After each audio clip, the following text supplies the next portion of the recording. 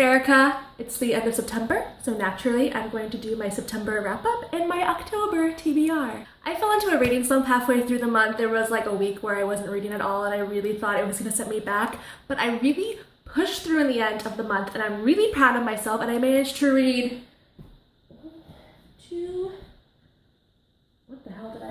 I managed to read 3 books, 1 bind-up of novellas, which I'm like counting as a book, and 1 play. Super proud of myself, and yeah, let's just like get into what I read. So the first thing I read this month was Crimes of the Heart by Beth Henley. This is a play about 3 sisters, Lenny, Meg, and Babe, who reunite in their home in Mississippi after Babe has shot her husband, Zachary. I read this because I'm currently in a production of it and I needed to like read the play to know what was happening in that show. I'm playing Babe, the youngest sister. She's the one that shot the husband. It's really fun. I adore her immensely, obviously, because I'm playing her. It's a very easy play to like, I think. It's dark comedy. It's really, really funny.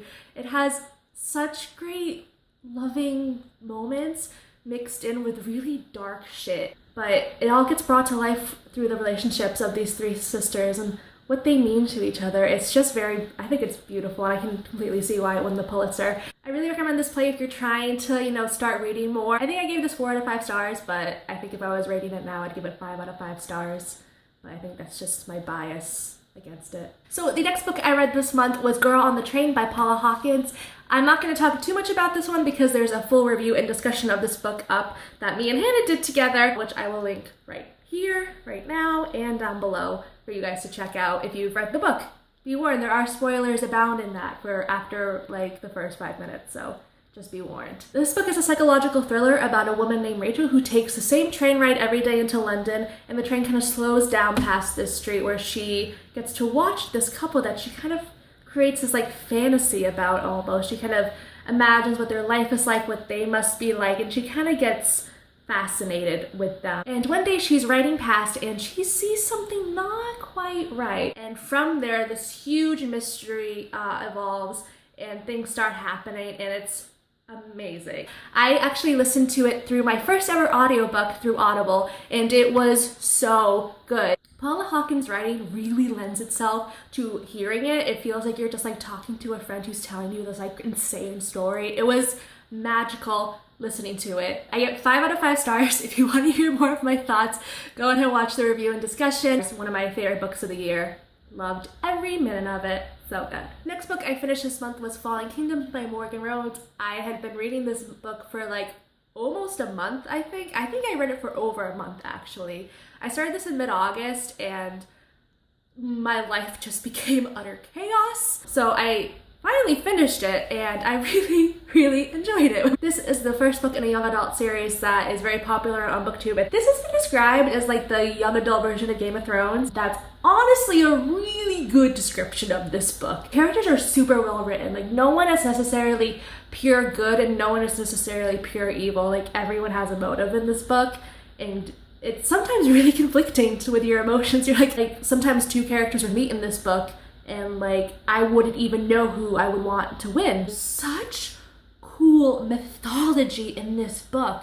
They kind of delve into some of like the legends and stories of, like the ancient times with the gods, and it's so interesting. That was honestly probably my favorite part of this book, was hearing about the mythology, and I really hope that starts to play a bigger part as the series continues, which I think it will probably do if what happened in the first book is anything to go off of. The plot was somewhat predictable in this. I've heard that criticism of this book a lot, but in a first book in a fantasy series, sometimes I kind of like expect that because they're just setting up everything. So I'm really excited to pick up the rest of the series and see what happens because I am expecting really good things. This book was really promising. I think I gave it 4 out of 5 stars, but it made me super excited for the rest of the series because I know it's really going to get amped up from here. I'm super excited to pick up Rebel Spring, which I'm probably going to buy very soon, knowing me. So the next book I read was The Assassin's Blade by Sarah J. Maas. I mentioned this in my September book haul that I was currently reading it, but I finished it. Yay! I managed to finish it before the month ended, which I'm like, pretty proud of myself for, because sometimes I can be a really slow reader. This book was honestly, like, I couldn't put it down. It was so captivating. And it's so emotional. You didn't know this is the bind-up of prequel novellas that follow Selena before we meet her in Throne of Glass. It chronicles her life as an assassin, and that's not a spoiler because the book's called The Assassin's Blade. It was so incredible to see Selena's character in this part of her life. That bitch has gone through so much, but I really enjoyed all of the stories in this. I enjoyed some of them more than others, but all in all, I gave this book 5 out of 5 stars because I just love Selena literally with all of my being. I love her, and this was a great book. The last book I read this month was a reread for me, and that was Fangirl by Rainbow Rowell. I literally just finished this 40 minutes ago in my bed downstairs, and I cried even more than I did the first time. I reread this for the release of Carry On, which comes out on the 6th, because it's kind of like a spin-off of Fangirl, I guess. Fangirl is about a girl named Kath who is entering her freshman year of college. She has a lot of social anxiety. She's a very nervous person. She questions herself constantly, but she meets people along the way who kind of help her, and it's just really her story of coming into her own, of stepping out into her life for the first time. You know, she's just facing things that terrify her, and it's just such a beautiful story. So I gave it another 5 out of 5 stars. It's one of my favorite books of all time. I just think Rainbow Rowell is like the best author. Her characters are unlike anything else in contemporaries out there. So moving on to a TBR, naturally the first book on this is Carry On by Rainbow Rowell. It's based off the fan fiction that Kath wrote in Fangirl. It's like her world version of Harry Potter, and I literally can't wait, especially after rereading Fangirl. I'm so goddamn excited for this book. I've heard it's just as great as her other books. There's just as much kissing and lovey-dovey, like cute and cuddly stuff. Like, this could be a book about like Simon and Baz like literally pooping the entire time, and I bet it'd be cute, funny, and romantic because Rainbow Rowell is a goddamn magician with words. This comes out on the 6th, so I don't know if I'm gonna try to read a book before that. I probably could, but part of me just wants to like keep my like schedule open for this book. We'll see what happens with that. I'll probably get too angsty and start reading another book on my TBR, but like, we'll see. We'll see. As I mentioned, I read The Assassin's Blade in September, which means that I can read Queen of Shadows in October. I don't really know what else to say about this other than it's the 4th book in the Throne of Glass series, and it means like everything in the world to me. But I know people are kind of saying mixed things about this, characterization-wise, so I'm kind of trying not to be biased going into it. I'm really trying to go in with a level head, which I can usually manage to do, but I'm just like curious to see what I'll end up thinking about this. I've been waiting for now like a month, and it's time. This time has come for me to read this book. The next book I want to read this month is The Scorch Trials by James Dashner. This is the 2nd book in the Maze Runner trilogy. Hannah and I saw the movie adaptation of this earlier this month, and I super duper enjoyed it. I love me some Dylan O'Brien, so like the movie was amazing anyways, but I really enjoyed the story. But from what I gather, it's super different from the book. I had a few issues with the first Maze Runner book. I feel like the pacing was really off, and Tom is kind of an asshole, in my opinion. He's like not the greatest guy, but it's actually really interesting to read a character like that because usually they're like so misunderstood and perfect, you know, he just like wants to do the right thing, man. And I do believe Thomas wants to do the right thing, but just kind of, I don't know, the way he's written, I think it's pretty interesting.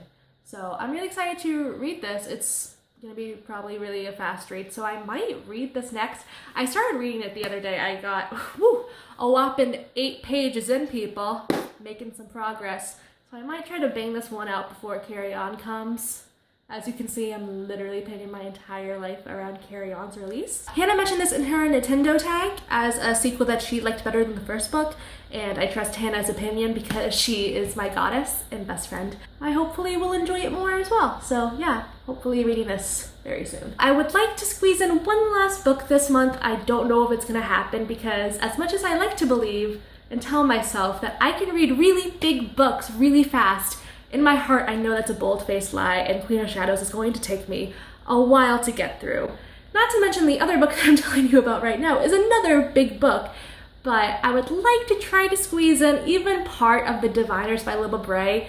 I've had this book on my Kindle forever, and everyone is talking about the series right now because the sequel, Layer of Dreams, just came out, and it just sounds like the perfect October book.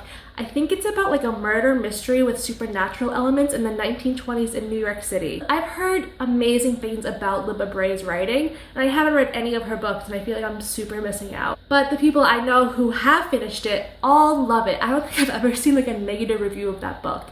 If I don't get to it, it's not like the end of the world, you know, I can read that book, whatever, but it just sounds like the perfect October read because I want to read at least one book that's like kind of spooky, you know what I mean? Hannah's gonna be reading a ton of spooky books, I bet, and I'm gonna feel left out. Yeah, those are all the books I'm talking about today. I feel like I've been talking for an hour and I didn't mean to, so I apologize for that.